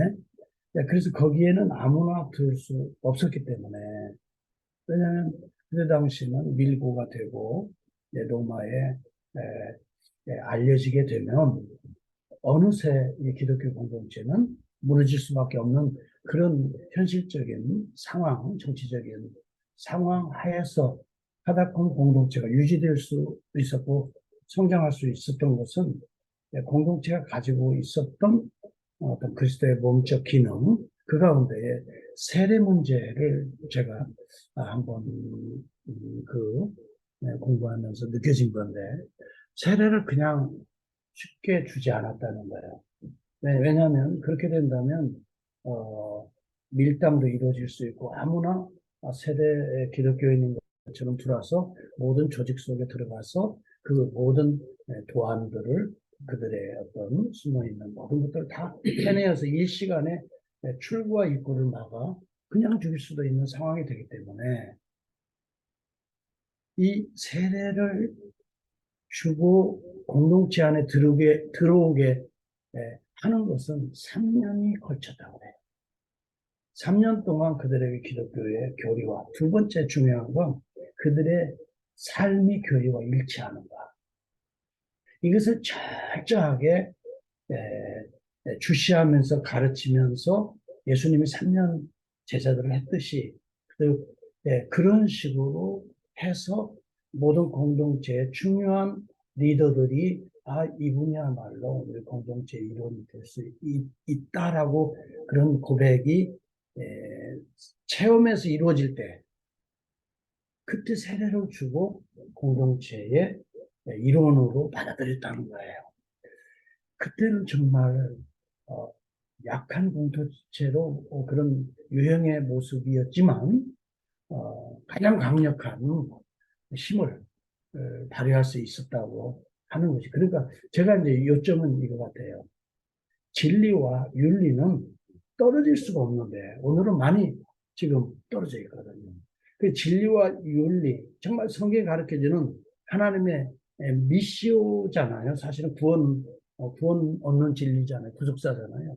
이런 구원의 진리와 삶이 일치가 될 때 몸이 된다는 거예요. 그때 공동체에서 같이 죽어도 좋다는 거죠. 같이 죽어도 좋다는 이 개념으로 들어서 어린아이들도 무덤이 있더라고요. 가보니까. 그런 공동체가 결국은 로마의 거대한 정치 권력을 무너뜨릴 수 있다는 거죠. 그런데 이제 이런 것을 보면서 오늘날 선교가 왜 안 되느냐. 교리와 진리와 삶은 전혀 같이 가지 않는다는 그 문제가 돼서 실질적으로 아까 황 교수님 얘기한 것처럼 정말 구원받고 확신이 있다면 선교는 하자가 아니라 그 자체가 선교의 시작이 되는 거잖아요. 그렇잖아요? 움직이는 동선이 선교 현장이잖아요. 그런 삶의 원형을 회복해야 되겠다. 이제 그리고 내가 또 하나 발견한 것이 아주 놀라운 포인트를 지적했는데 크리스찬 노예와 상인들이 자기들이 사고 팔리고 지역이 움직일 때에 이건 목이 아니고 이건 목이 아니고 이건 우연히 재수 없이 걸려서 그게 아니고 하나님의 선교지로 옮겨. 참 이런 도전인데 제가 하나 물론 이제 이게 정설인지 아닌지는 모르겠어요. 그러나 내가 이제 공부하면서 느낀 것 중에 하나가 어떻게 해서 콘스탄틴이 사실은 크리스찬인지 아닌지도 모르지만 그렇게 행복하고 기독교 공인이 313년 이루어질 수 있겠느냐. 아까 말한 대로 기독교 세력이 80%라는 거예요. 저는 그것을 뒷받침하는 지금 제가 말씀을 하나 드리고 싶은데 당시에 잡혀갔던 카타콤에서 잡혀갔던 많은 그리스도인들이 노예로 또 종으로 부려먹다가 이제 죽이기도 하고 이렇게 했는데 로마 자체가 그 당시에 목욕탕 문화라고 우리가 잘 알 수 있잖아요. 문화적 관점에서 보면 너무 성적으로 문란하네. 목욕탕에서 뭐 별짓을 다 하면서 연애를 열고 술 파티를 즐기면서 호름 섹스들이 유행하고 그런 흔적들이 있잖아요. 가서 보면. 그러다 보니까 정령 로마의 정치 지도자들이나 귀족들이 자기 며느리를 얻는 데 있어서 거의 모든 여자들, 로마 여자들이 다 그런 병에 질병에 걸리고 다 그러다 보니까 자기 며느리를 구할 수가 없다는 거야. 그런데 들려오는 소식이 카타콤의 이 여자들은 그거에 대해서는 목숨을 걸고 지킨다. 그리고 순수하고 정결을 지키고 그리스도의 신부로서 그래서 이 사람들이 그 여자들을 찾아 데리다가 자기 소위 말하면 후대를 잇는 그 몸종이 되기도 하고 아니면 신부로 맞이하기도 하고 그러면서 그 자녀들이 엄마가 날 때에 그 삶이 교리가 삶이고 내 진리가 삶이니까 그대로 아이들을 양육했다는 거예요. 은밀하게 품에 안고 젖먹이면서 양육한 그들이 귀족 출신들이 300여 년 자라면서 80%를 형성하게 되니까 결국은 콘스탄틴이 손들을 수밖에 없었다. 그래서 저는 이제 결론적으로 삶과 진리가 지금은 진리와 윤리가 지금 교회마다 분리돼 있죠. 성도들 나부터도 그래서 항상 점검하고 싶은 부분이 내가 믿는 그 성경적 진리 하나님의 가슴이 내 속에 있냐 정말 이제 그런 마음으로 살고자 하는 거고 또 그런 마음으로 목회하고 그런 마음으로 이제 친구들과 만나고 교제하고 모든 그런 것이 거기 중심이 된다면 처치 미션이다. 처치 있어도 트러블 미션이 아니라 이제 그런 관계로 나아가지 않을까 하면서 우리 박 교수님의 300년의 원형을 저는 한 두 가지 그 요인으로 보면서 카타콤 공동체의 그 원형을 지켜냈던 그 모습과 그들이 흩어지면서 팔려가면서 귀족화되어가는 자손들에게 남긴 기독교의 유산이 기독교 문명을 다시 지상으로 올릴 수 있는 원동력이 되지 않았나. 그래서 그냥 너무 도전적인 말씀에 감사하면서 꼭 간증하고 싶었던 우리 우리 박 교수님이 하신 그 강의가 사실은 지금 이 시대에 성경적 교육이 굉장히 사실 필요한 거거든요. 다시 좀 더 에듀파이 돼야 되고 디벨롭 돼야 되는 부분이 이제 교육인데 그 부분에서는 타치해 준 것에 감사히 생각하고 또 성교적으로 성경을 해석한다. 이게 사실은 요즘에 이제 필요한 거거든요. 왜냐면 교회 본질이 뭐냐? 교회 본질이 성교다. 하나님을 보내시는 하나님, 성교신 하나님이라면 그런 성경을 우리가 이제까지 그런 방향에서 보지 못했는데 이것을 다시 이해하기 위해서는 다시 바라보기 위해서는 성경적인 관점에서 성경을 다시 한번 해석해야 될 필요가 있다는 이 말씀을 다시 한번 이렇게 부각시켜서 굉장히 와닿았어요. 와닿았고 이 크리스천덤 사실 어떻게 보면 콘스탄틴의 그가 국교시킨 것이 이것이 우리에게 축복인 동시에 이것이 어떻게 보면 네? 재앙이었다는 말이 너무 와닿는 게 사실 이 크리스천덤 뭐야 그때는 이 크리스천덤의 이 강점이라면 그들이 주장하는 것은 제육주의잖아요. 제육주의는 정복하는 거군요.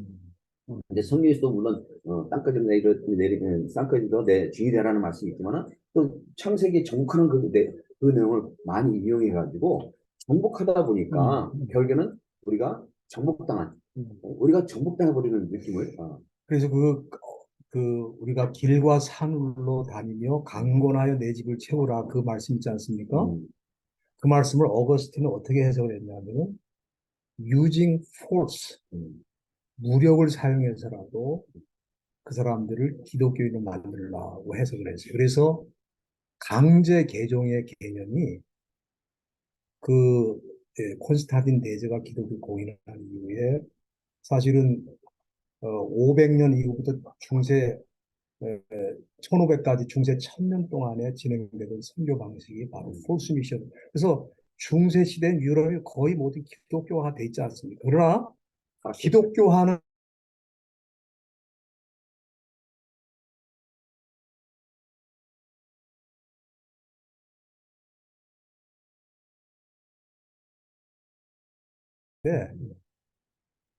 제가 볼 때는 그래서 우리가 선교가 지금 변형된 선교란 말이에요. 그러니까 변형된 채로 계속 가면은 기독교의 미래는 굉장히 어둡다는 거죠. 그래서 이걸 원형을 회복해야 되는 지금 제가 그 한국의 복음주의 선교 신학회에서도 이 논문도 발표하고 그랬습니다만은 이 선교의 원형에 대한 컨셉이 거의 없어요.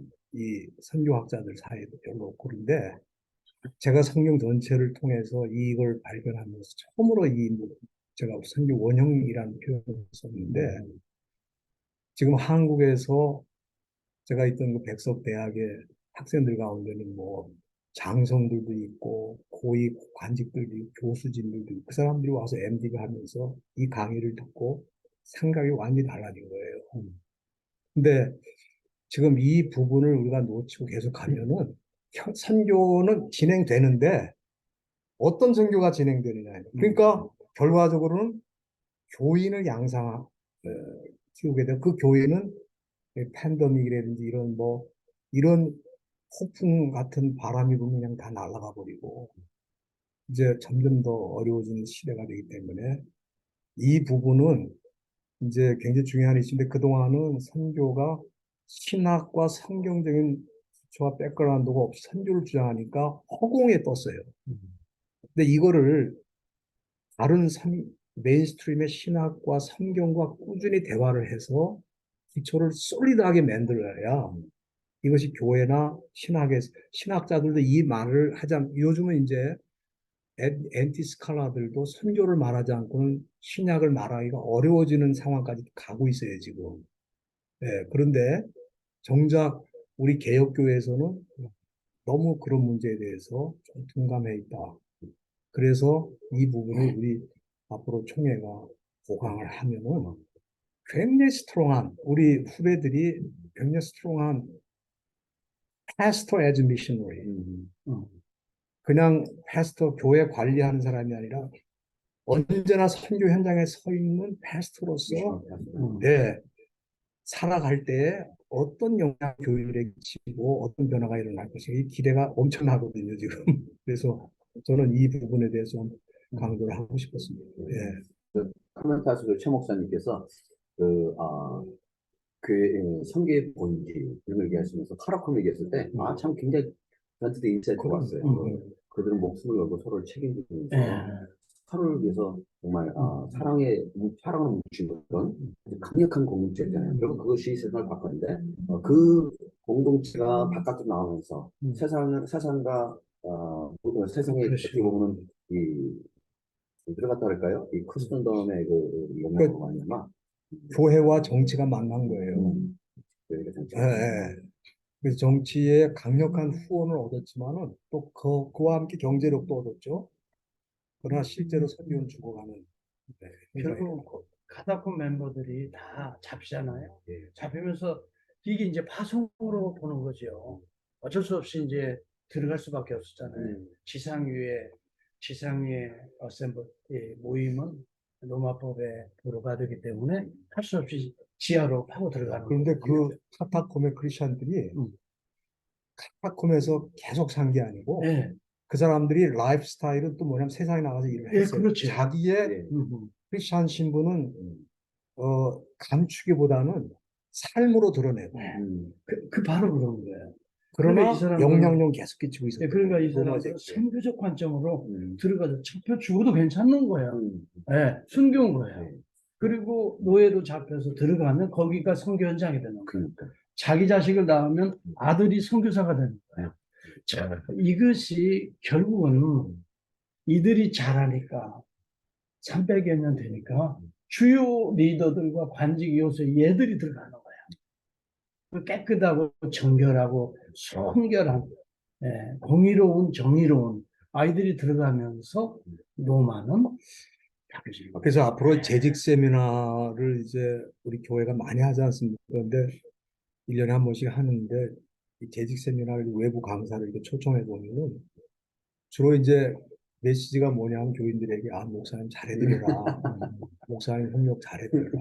반대하지 말고 잘 물론 이제 그것도 중요한데 사실은 재직 세미나보다는 이런 평신도를 깨우는 선교사로 깨우는 이런 선교적인 재직 세미나가 굉장히 중요하다고 생각하거든요. 반응이 좋습니다. 선교 세미나. 그러니까 요새는 네. 반응이 좋습니다. 예.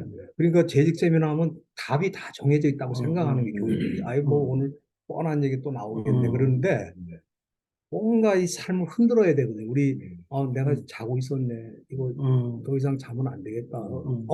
내가 멀리 안 갔다고 난 선교사 아니라고 생각했는데 나도 선교로부터 면제된 사람이 아닌 걸 모르고 살았구나. 사탄이 1700년 동안 교회 지도자와 교인들을 설득시켜서 성공한 게 바로 이 이슈예요. 선교사와 선교사 아닌 사람을 구분하는 거예요. 그래서 머저리티를 갖다가 선교로부터 릴리스 시키고 선교사 우리 소위 한국에 2만 5천 명이라는 분한테 당신은 선교하다 거기서 죽어라. 어? 그리고 나머지는 기도하고 뭐 후원한다 그러지만은 선교하고 관계없이 살았다 이 말이에요. 그래서 이게 효과적으로 제가 이 강의를 선교사님들 세미나 때도 가서 뭐 여러 나라에 가서 해보면은 선교사님들의 반응이 그러면 모든 크리스천들이 선교사라면 우리는 어떻게 되는 겁니까? 그래요. 우리를 알아주겠습니까?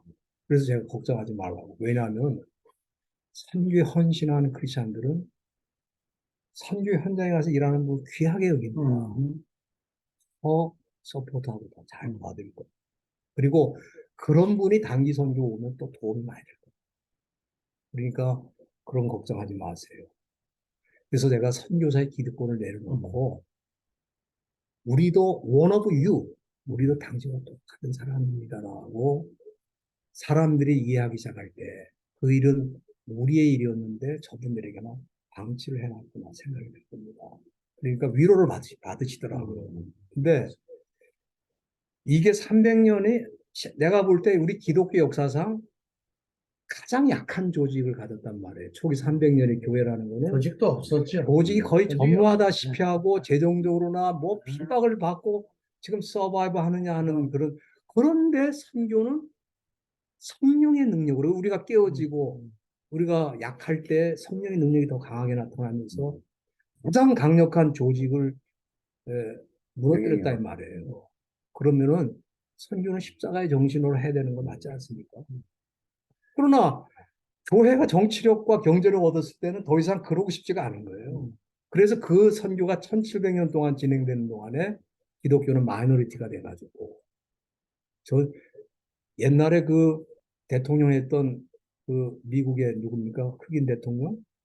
오바마. 오바마가 터키를 방문해가지고 뭐라고 했냐면 미국은 기독교 국가가 아닙니다. 그러니까 너무 적대시하지 마십시오. 우린 기독교 국가 아닙니다. 우린 다민족, 다종교 국가지. 그렇게 선포를 했어요, 이미. 그러니까 기독교 국가가 아닌 지가 오래됐는데도 많은 분들이 미국은 기독교 국가라는데 기독교가 아닙니다. 여기 선교 현장입니다, 여기가.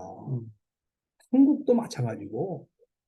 전 세계가 지금 선교 현장화돼 버렸어요, 이제는. 유럽은 뭐 더 말하고도. 그래서 지금 이런 부분들을 우리가 우리 시대에 회복하지 않으면은 다음 세대가 더 약해지고 더 위축당하고 더 눌리게 되지 않을까 그렇게 생각돼요. 네. 또 다른 코멘트와 예. 오늘 참 말씀 참 다양한 면으로 신학적인 또 백그라운드까지 잘해주시고 너무 감사합니다. 아주 정말 귀한 강의였습니다. 네, 공복선도 한 말씀. 예.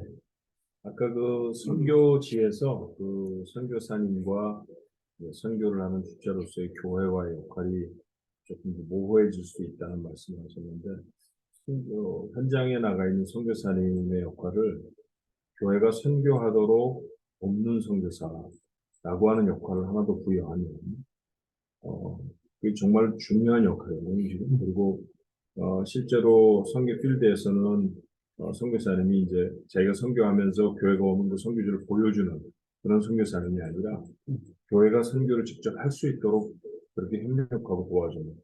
그래서 교회를 끊임없이 모티베이션 해주고 그다음에 실제로 와서 복음을 전할 수 있도록 해주는 job description을 선교사님들에게 교단적으로 좀 새롭게 부여할 필요가 있다고 봐요. 그리고 아까 황 교수님 말씀하신 내용 중에 저는 그 성경 원형에 대한 얘기를 쭉 하시면서 그 십자가에 대한 말씀을 하셨는데 저는 뭐 이 부분에 대해서 교수님보다 더 깊은 그 연구나 뭐 이런 것들은 없는 사람입니다만 한 가지를 좀 더한다고 하면 십자가와 부활이라고 하면 어떨까? 왜냐하면 고린도후서 4장 말씀 아까 주셨는데 사방으로 우겨싸임을 당하고 이런 건 분명히 십자가적인 삶인데 근데 그 이후에 10절로 12절의 말씀을 보면 우리 예수를 죽음 가운데서 일으키신 하나님을 바라보는 부활의 신앙이 있었다는 것이죠. 다시 말하면 십자가를 질 수 있었던 이유는 부활을 바라보았기 때문에 가능한 거 아닙니다. 죽어도 살겠다라고 하는 그 의식이 있었기 때문에 더 희생하고 헌신할 수 있지 않았겠는가. 그래서 지금 희생과 헌신이 두려워지는 사람들에게 도리어 부활 신앙이 좀 더 부각이 되어진다고 하면 신학적인 성경적인 컨텍스트를 그렇게 다시 그들에게 제시를 한다고 하면 성도들이 다시 한 번 더 일어나는 또 하나의 모멘텀이 되지 않을까. 그래서 이 부활 신앙이 에, 이제 사실은 부활은 우리의 미래이면서 현재거든요. 근데 우리가 언제든지 종말에 경험하는 것이기도 하지만 현재 경험할 수 있는 능력인데 크리스찬이 된다는 거는 이 주님과 함께 죽고 주님과 함께 살다고 하는 이 기본적인 개념이 없이는 크리스찬이 될 수가 없지 않습니까? 그래서 그거는 베이직으로 가지고 있는데 이 선교할 때 방식이 어떤 방식이냐 할 때 그거는 희생과 사랑의 정신이어야 된다. 그 측면을 강조하기 제가 십자가를 이제 얘기를 하고 그리고 또 십자군과 너무 대비가 되니까. 예. 근데 우리도 모르는 사이에 그럼 우리 지금 현재 선교가 십자가의 선교냐 십자군의 선교냐 할 때 그건 선교사님들이 각자 대답을 해야 될 거라고 저는 보는데 우리 크리스천도 마찬가지고. 근데 뭔가 우리가 나름대로 가지고 있는 생각은 선교는 역시 돈이 필요하고 뭔가 힘이 필요하고 단체가 필요하고 조직이 필요하고 그러면 그런 조직과 돈이 없이 한 선교는 그거 어떻게 되는 그 선교는 굉장히 이펙티브 했는데 그거는 어떻게 되는 거냐 하는 질문이 있을 수가 있는 거고 그래서 우리가 이 원형을 회복하면은 저는 그 다음에 하나님 필요한 건 다 주실 거라고 저는 봅니다. 그거는 언제든지 가능한 거고 하나님이 무한한 자원을 갖고 계시기 때문에 네, 가능하다.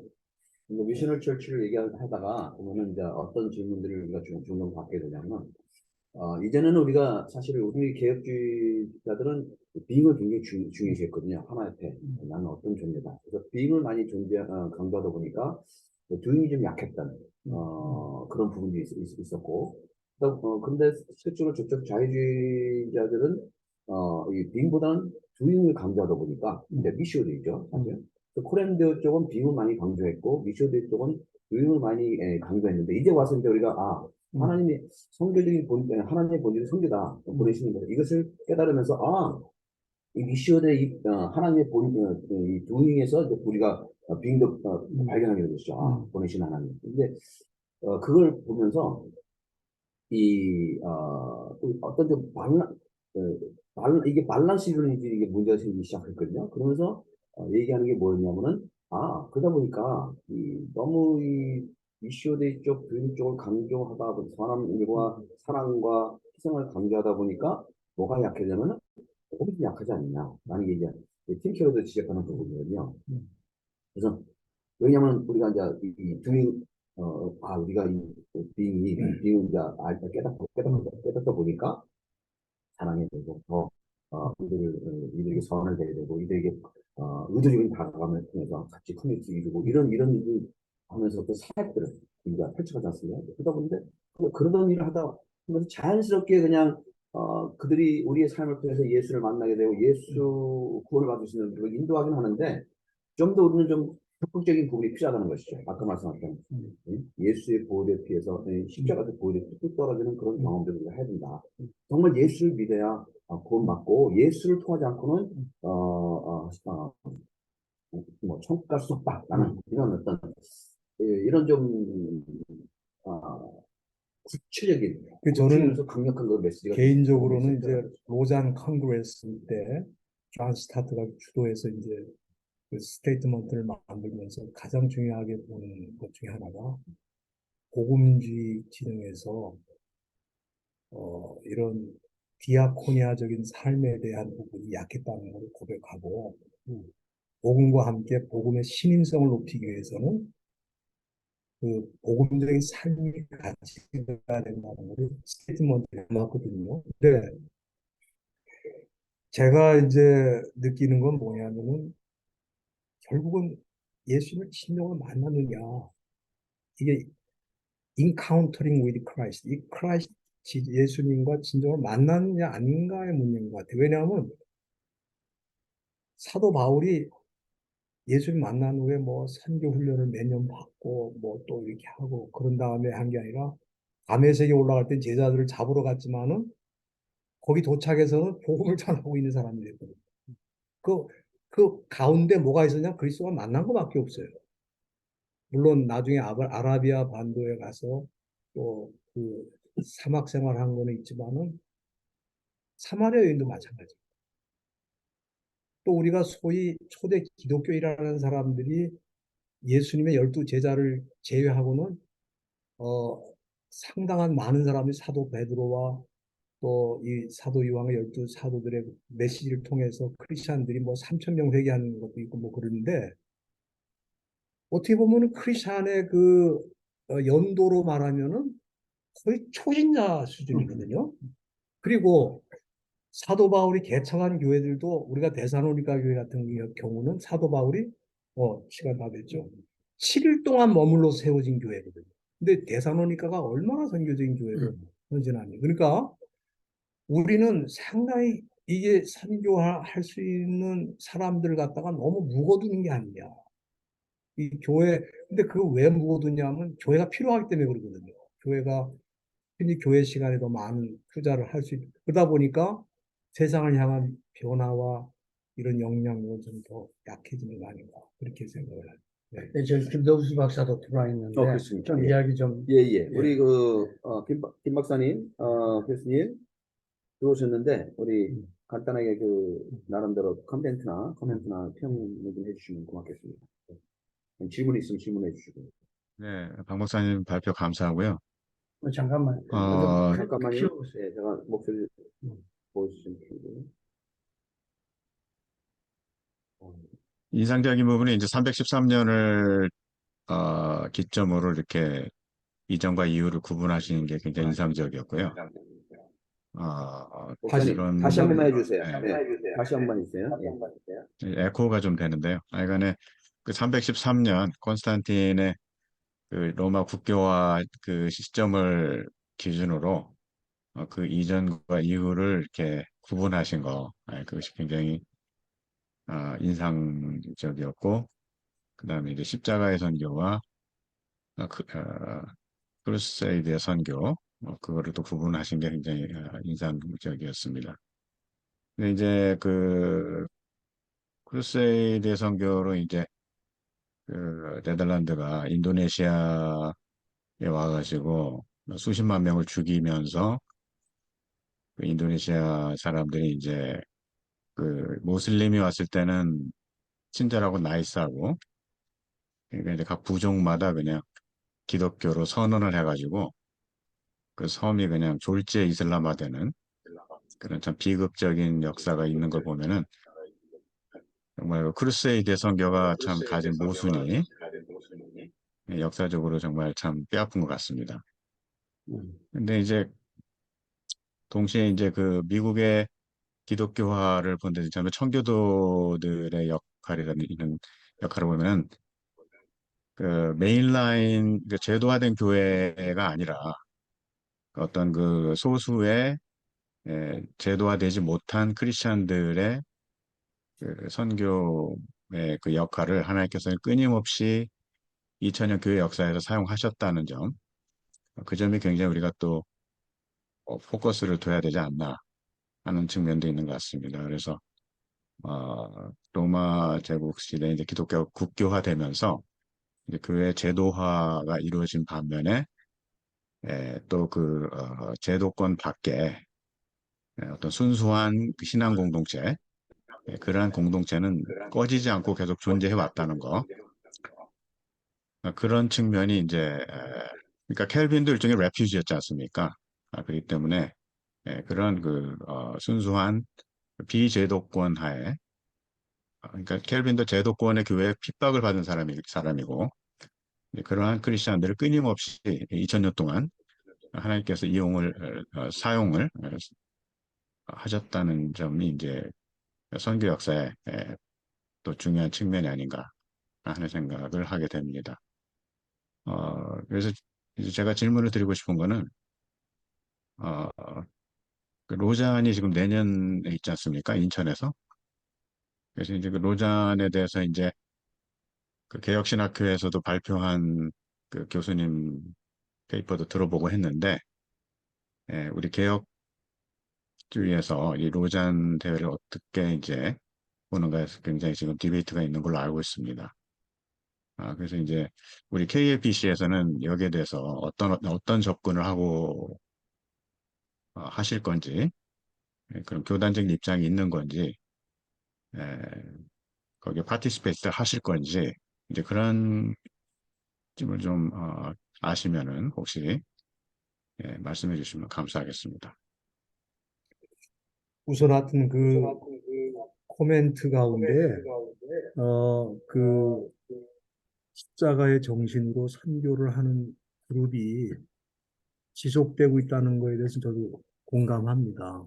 그 사실은 모라비안 운동도 마찬가지고 십자가의 정신으로 선교를 꾸준히 해온 세력이 지금도 존재하고 있습니다. 그래서 그거는 에, 우리가 부인할 수 없는 거고, 로잔 컨그레스는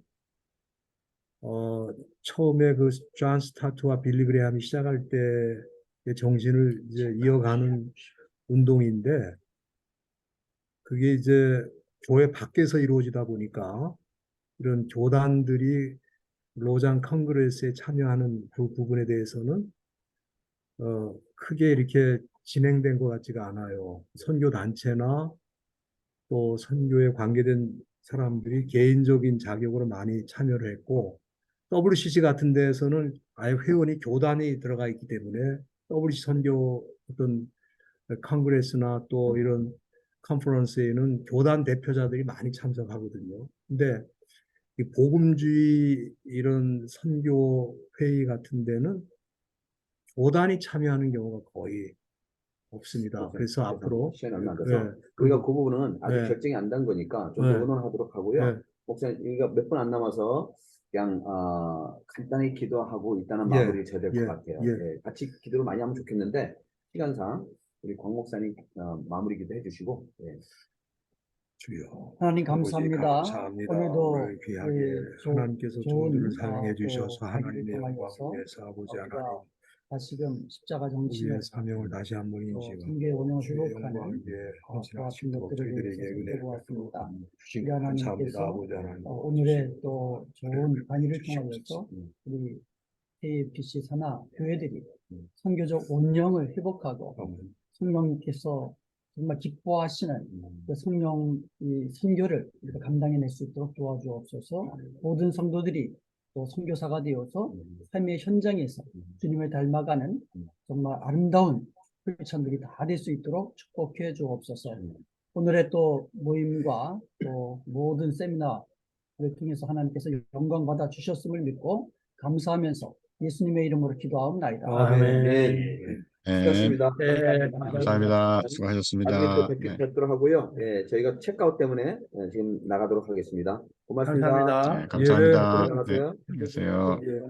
이거를 김 교수님, 예. 목사님 고맙습니다. 그걸 좀 네, 올려주세요. 안녕히 계세요. 카톡에다.